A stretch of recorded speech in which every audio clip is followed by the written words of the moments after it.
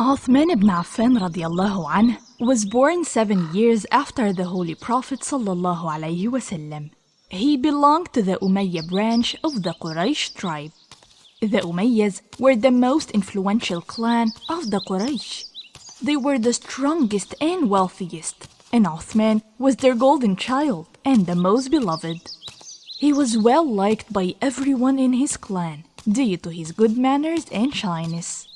Like his predecessor, Umar ibn al-Khattab, Uthman was able to read and write. This was an unusual skill in pre-Islamic Arabia.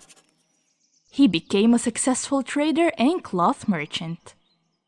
Throughout his life, he was known as a kind, generous man, and even before his conversion to Islam, he would freely give money to help those in need. He and Abu Bakr were close friends, and it was Abu Bakr who brought him to Islam when he was 34 years of age.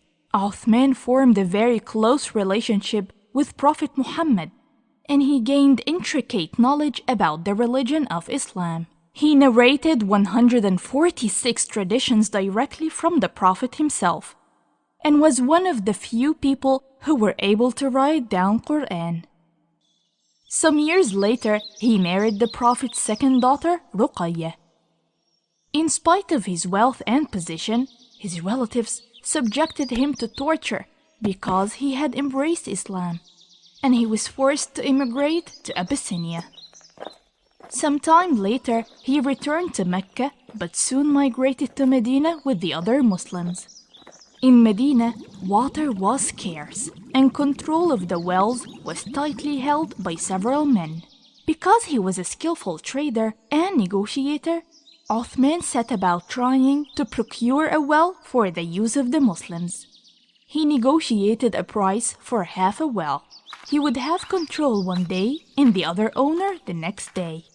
However, Uthman gave his water to the Muslims freely, so nobody wanted to pay for the water on the alternate days. The original owner of the well had no choice but to sell his half of the well to Uthman, who nevertheless paid a fair price for it. He continued to allow the water to be used freely by all, and never reminded the people of his charity. He was humble and modest. In Medina, his business again began to flourish, and he regained his former prosperity. Uthman's generosity had no limits. On various occasions, he spent a great portion of his wealth for the welfare of the Muslims, for charity, and for equipping the Muslim armies. That is why he came to be known as Ghani, meaning generous. His wife, Ruqayyah, was seriously ill just before the Battle of Badr, and he was excused by the Prophet ﷺ from participating in the battle.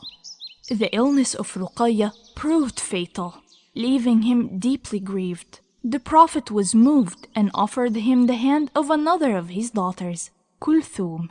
Because he had the high privilege of having 2 daughters of the Prophet as wives, Uthman was known as the possessor of 2 lights.